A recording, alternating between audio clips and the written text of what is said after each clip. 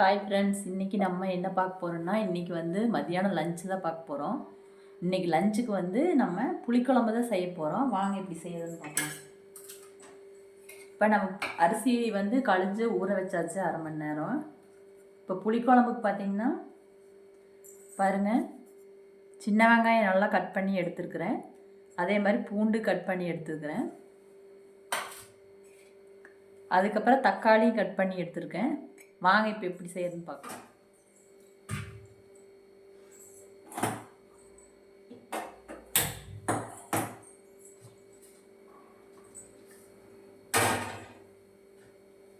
இப்போ பாவக்காய் வந்து நம்ம நல்லா எண்ணெயில் வதக்கிக்கலாம்.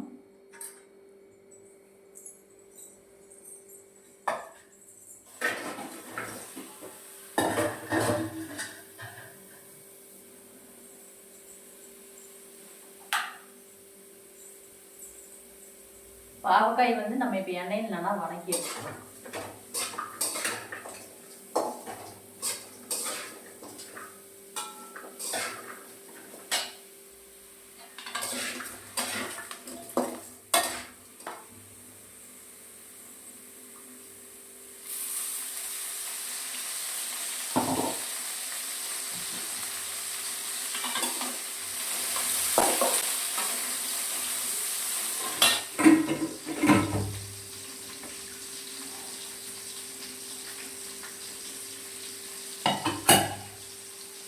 ஆல்ரெடி புளிக்குழம்புக்கு புளியை ஊற வச்சு வச்சுருக்குறோம்.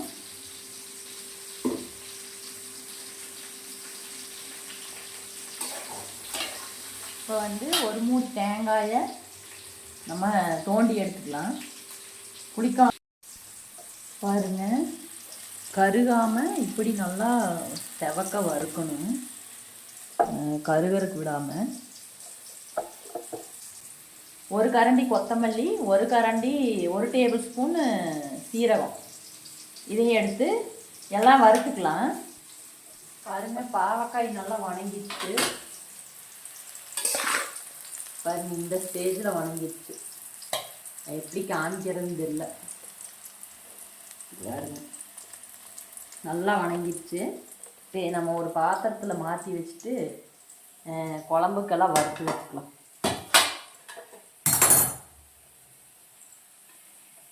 இந்த சின்ன கடாயில் தான் நான் குழம்புக்கு வறுக்க போகிறேன். வறுக்கிறதுக்கு பார்த்தீங்கன்னா இது கொஞ்சம் நல்லா செவந்து வரும்போது நம்ம வந்து இந்த கொத்தமல்லி சீரகத்தையும் போட்டு வறுத்துக்கலாம்.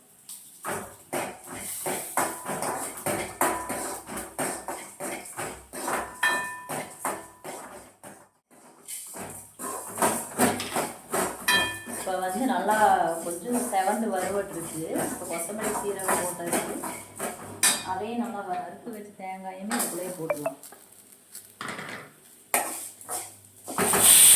அப்படின்னா காரத்துக்கு வந்து நம்ம சாம்பார் பொடி தான் சேர்த்துப்போம். மிளகாய் எதுவுமே நான் சேர்த்த மாட்டேன். சாம்பார் பொடி ஒரு 2 கரண்டி சேர்த்துவேன்.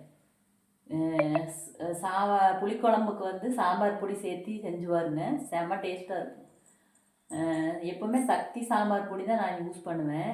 விளம்பரமெல்லாம் கிடையாதுங்க, நான் யூஸ் பண்ணுறத சொல்லிட்டு இருக்கிறேன். இப்போ வந்து சமீபத்தில் ஆஃபர் போட்டிருக்குறாங்கன்னு சொல்லி அன்னபூர்ணாவை வாங்கிட்டு வந்துட்டாங்க. அதுவும் நல்லா தான் இருக்குது. ஏன்னா அந்த அளவுக்கு காரம் கம்மியாக இருக்குது.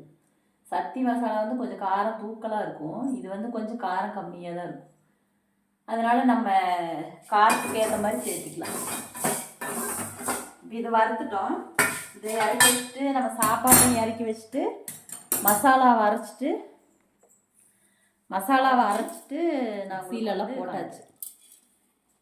இது கூட வந்து மஞ்சத்தூள் மட்டும் சேர்த்திக்கலாம்.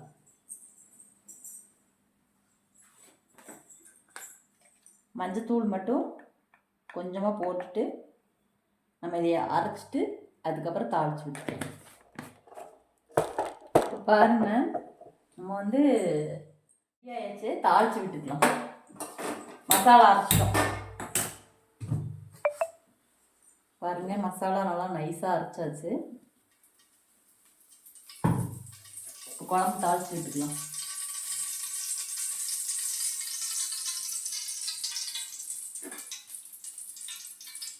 அதே வடச்சட்டியில் நான் பாவக்காய் வணக்கின அதே வடச்சட்டியில் தான் நான் தாளிக்க போகிறேன்.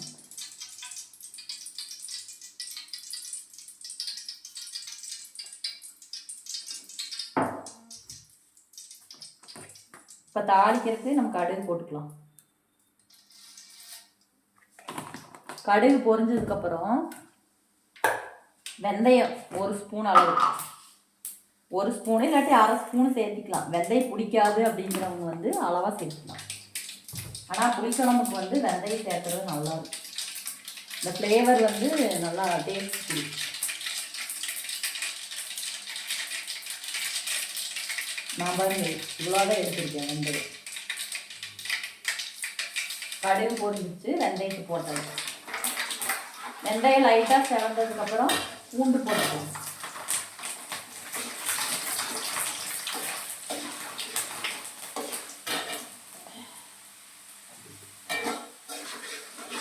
அதுக்கப்புறம் சின்ன வெங்காயத்தை கட் பண்ணி வச்சுருக்கோம், அதையும் போட்டுக்கலாம்.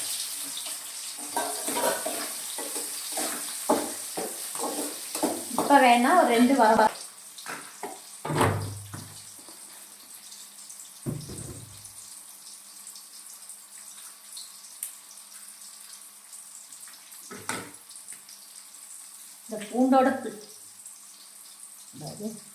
இந்த பூண்டோட ஃப்ளேவர் பார்த்தீங்கன்னா நல்லா பூண்டு இந்த வரமிளகாய் எல்லாம் வணங்குறப்ப நல்லா பெரிய நல்லா இருக்கும்.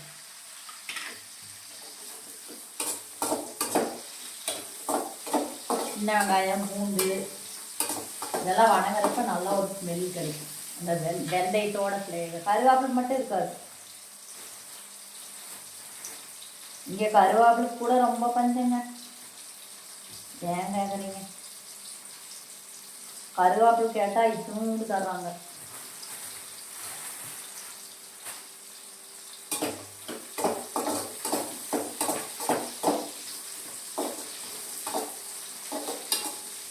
இந்த வெங்காயம் வணங்கினதுக்கப்புறம் தக்காளி போட்டு வணக்கிக்கலாம்.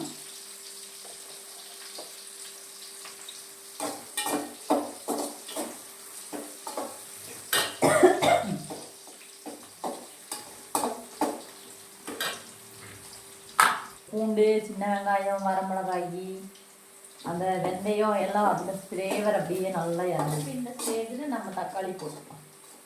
ரொம்ப செவக்க வைக்கணும்னு அவசியம் இல்லை. ஒரு லைட்டாக பாருங்க இந்த ஸ்டேஜில் இருந்தால் போதும். தெரியுதான்னு எனக்கு தெரியல பாருங்க. இதுக்கப்புறம் தக்காளி போட்டுக்கலாம். பார்க்காதீங்க, நான் மொபைலில் வந்து ஸ்டாண்டில் மாட்டியில் எடுத்துருக்கேன். மொபைலில் வீடியோ எடுக்கிறதுக்கு ஆள் இல்லை. அதனால தான் நான் எடுத்து கையில் உங்களுக்கு காமிக்க முடியல. அது நான் நெக்ஸ்ட்டு வந்து பேச்சுலருக்கான குக்கிங் வந்து ரெசிபி போடலான்னு இருக்கோம். மட்டும் டிஃப்ரெண்ட்டாக தோசை ஈஸியாக அப்படின்னு அந்த மாதிரி நீங்களும் ட்ரை பண்ணி பாருங்கள். நான் சொல்லியிருக்கேன். குழம்பு வந்து நல்லா டேஸ்ட்டாக இருக்கும். சும்மா ஏனோ தானோ அப்படின்ட்டு இப்படி வணக்கிட்டு அதுக்கப்புறம் ஊற்றி இது பண்ணின்னு வைங்க, அவ்வளோவா டேஸ்ட் வராது. நல்லா தக்காளி வெங்காயமெல்லாம் நல்லா வணங்கினதுக்கப்புறம் பாருங்க இது நல்லா வணங்கிடுச்சு. இப்போ இந்த பாவக்காயை வந்து நம்ம வணக்கி வச்சுருக்கிறோம் பார்த்தீங்கன்னா, அந்த பாவக்காயை இதுக்குள்ளே போட்டுருவோம்.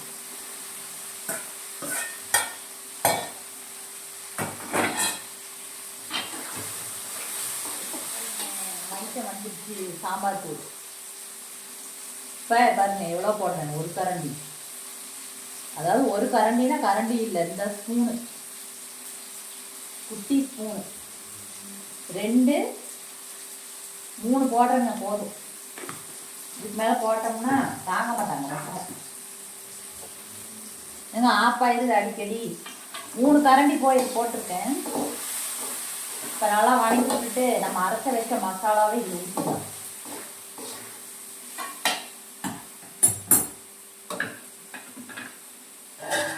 பாருங்க தேங்காய் அரைச்சதெல்லாம் இது ஊற்றிக்கலாம்.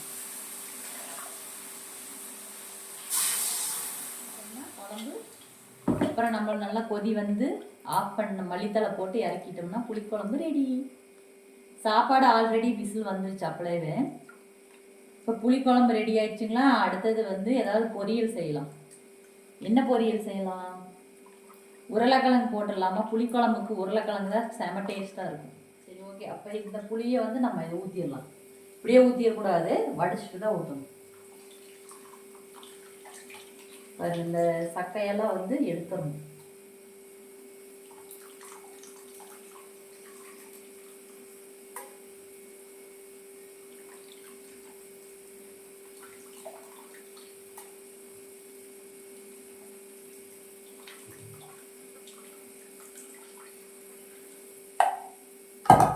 இப்போ வந்து கையை வாஷ் பண்ணிட்டு வந்துடலாம். இப்போ பாருங்க, நம்ம புளிக்குழம்பு சூப்பராக ரெடி ஆயிடுச்சு.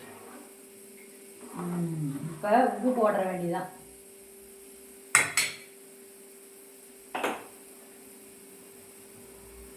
உப்பு போட்டேன், இன்னும் கொஞ்சம் போட்டுக்குவோம். அவ்வளோதான், பத்தலைனா போட்டுக்கலாம். இப்போ பாருங்க, நம்ம அந்த புளி குழம்பு ஊற்றணுமில்ல, அதுலேயே கொஞ்சம் எடுத்தாச்சு. ஊற்றிட்டு மிச்ச புளி இருந்ததை கரைச்சி அதில் கொஞ்சம் புளி தண்ணி எடுத்து வச்சுருக்குறேன் ரசத்துக்கு. இப்போ நம்ம ரசத்துக்கு வந்து 3 தக்காளி போட்டுருக்குற அரிஞ்சு மிக்சியில். அப்புறம் சீரகம், குருமிளகு, 2 பூண்டு, இதையும் நம்ம அரைச்சி அந்த புளியோட சேர்த்துக்கலாம். நான் ஏன் இப்படி அரைக்கிறேன்னா, எனக்கு கையில் கரைக்க முடியலிங்க, வலிக்குது கை. அதனால் மிக்சியில் அரைச்சி சேர்த்திட்டோம்னா போட்டு நல்லா கரைக்க வேண்டியதில்லை. இதில் நல்லா இதுவும் நல்லா இருக்கும், ரசம் டேஸ்ட்டாக தான் இருக்கும். பாருங்க, அரைச்சிட்டேன், பேஸ்ட் மாதிரி அரைச்சாச்சு. இப்போ நம்ம கரைச்சி வச்சுருக்கோம் இல்லைங்களா, அந்த தக்காளி நான் வந்து எப்பவுமே ஒரு 3 தக்காளி 4 தக்காளி சேர்த்துவேன் ரசத்துக்கு. புளி வந்து கம்மியாக தான் சேர்த்துவேன், ஓவர் புளிப்பு நான் சேர்த்த மாட்டேன். புளி ரசத்துக்கு சொல்கிறேன், புளிக்குழம்புக்கு புளி சேர்த்தி தான் ஆகணும்.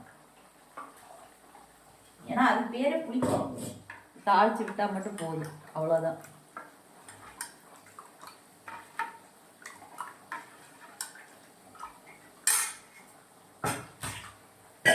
இப்போ ரசத்துக்கு வந்து நம்ம உப்பு சேர்க்கலாம்.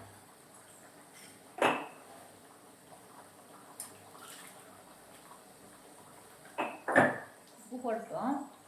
அடுத்தது பூண்டு 2 தட்டிக்கலாம். 2 பூண்டு பல் எடுத்து தட்டி, ஒரு வரமிளகாய், 2 பூண்டு, ஒரு பச்சை மிளகாய், 4 பூண்டு போட்டு தாளிச்சு வச்சிட்டோம்னா ரசம் சூப்பர். போய் தட்டுறக்கு பலகை எடுத்துட்டு வரேன், அந்த ரூம்ல இருக்கு.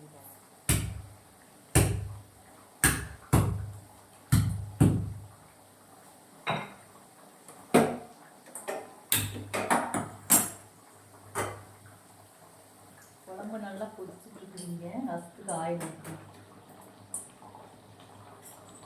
குழம்பு தெரியுதா, கொதிச்சுட்டு இருக்கு பாருங்க. ரசத்துக்கு ஆயில் ஊற்றிட்டோம். கடுகு போடுவோம்.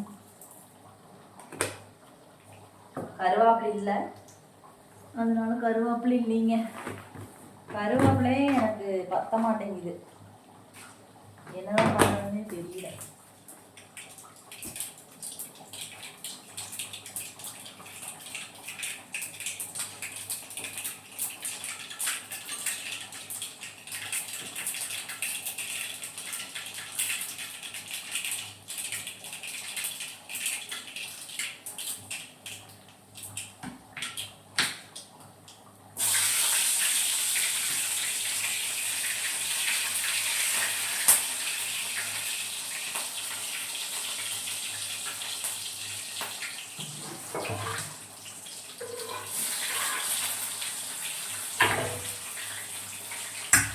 அவ்வளோதாங்க. ஒரு பச்சை மிளகாய், 2 வரமிளகாய், 4 பூண்டு தாளிச்சுட்டு, இது கூட கொஞ்சம் பெருங்காயத்தூள் போடுவோம். இந்த எண்ணெய்க்குள்ளேயே போட்டோம்னா நல்லா இதாயிரும். ஏதோ ஆயிருங்க, எனக்கு தெரியல. வணங்கிரும்.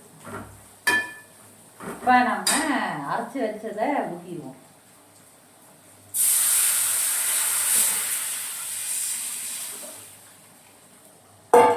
அவ்வளோதான், ரசம் ரெடி.